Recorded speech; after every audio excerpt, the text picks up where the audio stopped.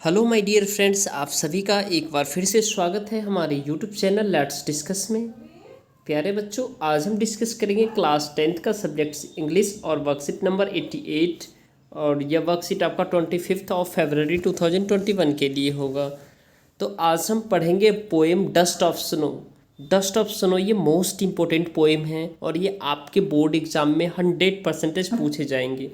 तो let's start. Dust of snow क्या by Robert Frost is a brief poem that shows how human judgment on certain issues can be misleading।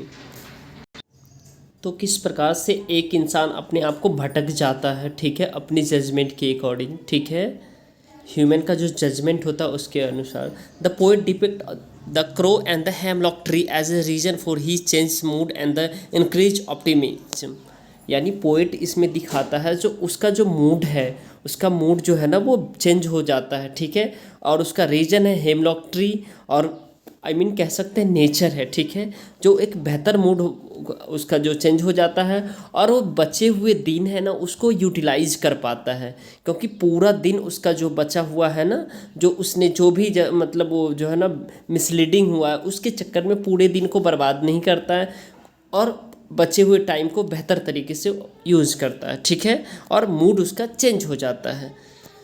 Let us read the poem and attempt the questions that follow. Dust of Snow by Robert Frost. The bay a crow swooped down on me. The dust of snow from a hemlock tree has given my heart a change of mood and saved some part of a day I had wrote। यानी कि जो dust of snow है, ठीक है, यहाँ पे ये poem जो लिखा गया है रॉबर्ट फ्रॉस्ट के द्वारा, और ये रॉबर्ट फ्रॉस्ट बताना चाहते हैं जो मतलब पोएट जो है ना कहना चाहते हैं जो किस प्रकार से यहाँ पे पोएट बैठा हुआ है हेमलॉक ट्री के ऊपर और यहाँ पास, और वहाँ से उसके ऊपर एक कौवा बैठता है और वो वहाँ से क्या होता है उसे गिरता है हेमलॉक ट्री का जो है ना स्नो वगैरह, ठीक है। तो ये हेमलॉक ट्री कैसा होता है, जहरीला पौधा होता है, ठीक है, जहरीला पौधा होता है और ये जहर इसमें ज़्यादा पाया जाता है, ठीक है। तो ये कह रहा है जो पोएट, जो उस टाइम को यानी दिन में जो मेरे साथ जो हुआ है, जो मेरा मूड ऑफ है, तो वो पोएट हेमलॉक ट्री के पास जाता है, उस पर कौवा बैठता है, उससे जो स्नो होता है, जो बर्फ़ होता है थोड़ा सा गिरता है और अचानक से उसका जो है ना मूड चेंज हो जाता है और वो अपने दिन का जो बचे हुए टाइम है वो बर्बाद होने से उसे बचा लेता है और उसका यूटिलाइज करता है, ठीक है। तो ये है बेसिकली पोएम में, और ये बेसिकली 8 लाइन का पोएम है, इसको आपको याद रखना है, ठीक है। तो चलिए इसमें जो क्वेश्चंस है उसको हम डिस्कस करते हैं। Choose the correct options. Where was the crow sitting? The crow sitting on the hemlock tree. Hemlock tree कैसा जहरीला पौधा होता है, ठीक है, पॉइजनस पौधा होता है, ठीक है। What did it shake on the poet? तो ये डस्ट ऑफ स्नो होगा इसमें, ठीक है। उसके बाद थर्ड वन है इसका सी है, what was the poet mood in the beginning of the poem? Depress था, सॉरोफुल था, डिजेक्टेड था, उसका मूड ऑफ था, डिप्रेसिव था, काफ़ी वो परेशान था, दुखी था, ठीक है। तो ये आपका पहला ऑप्शन करेक्ट है, राइट। उसके बाद डी है, what change the poets mood? The small particle of snow shook bye the crow जब पेड़ पे बैठा तो उसके जो स्नो का जो छोटा सा पार्ट है वो उसके ऊपर गिरा, ठीक है। तो ये उसने उसके पोएट के मूड को क्या किया, चेंज कर दिया, राइट।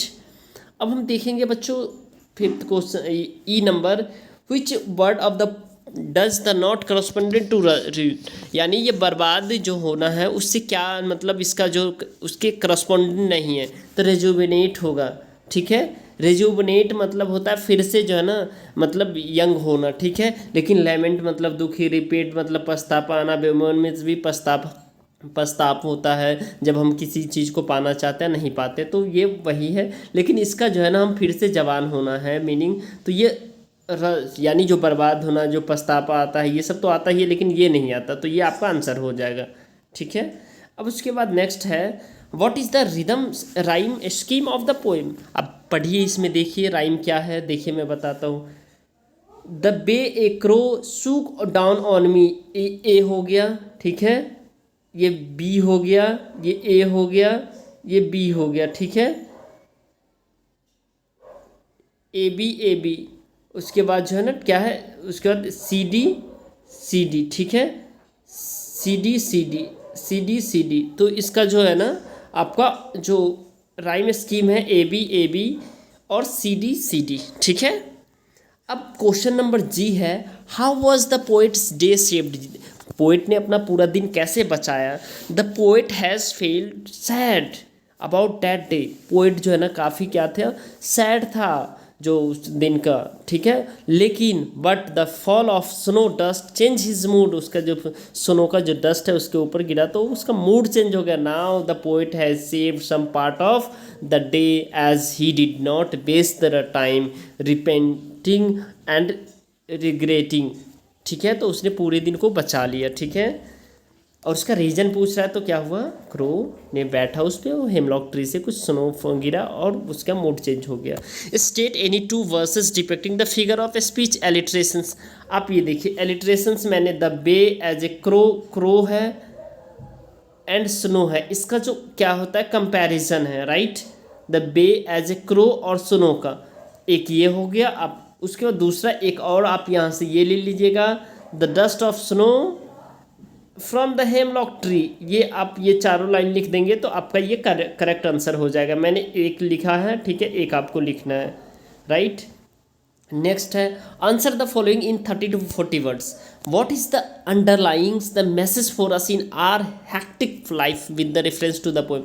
यानी ये जो पोइट है इसके रेफरेंस में हम जब परेशान होते हैं तो क्या मैसेज है, इसका रेफरेंस क्या है, तो ये पोइट क्या कहना चाहता है। तो the dust of snow poet wants to convey the sometimes the certain moment और actions which are simple have larger significance.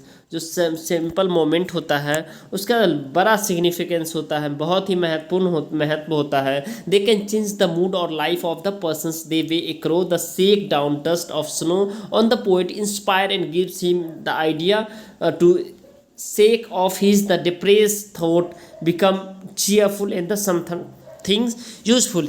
यानी कि जो हमारा बेस्ट हमारा जो मूड है, ठीक है, वो जिस तरह से पोइट का चेंज हुआ है तो वो ये बता रहा है जो किस तरह से जो पोइट अपने आप को जो उस पेड़ से वहाँ से इंस्पायर हुआ और वो एक नए नए आइडियाज़ यानी अपने डिप्रेस्ड डिजायर को एक अच्छे जो है ना मतलब बहुत ही आनंद आ रहा था उसको और उसको यूजफुल बनाया, ठीक है।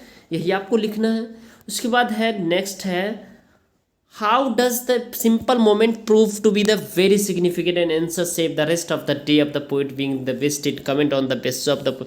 यानी कि कैसे एक छोटा सा पल जो है ना वो क्या होता है महत्वपूर्ण हो जाता है लेखक के लिए, ताकि वो जो पूरा दिन बर्बाद हो जाता उसको बचा लेता है। इस पोएम के अनुसार आपको आंसर देना है, ठीक है। तो चलिए इसका हम आंसर देते हैं आपको, ठीक है। देखिए the poet that felt sad about the day but when the crow shook down the dust of the snow from the hemlock tree on the poet is it inspired him give him idea to shake off in the depressive thought and changed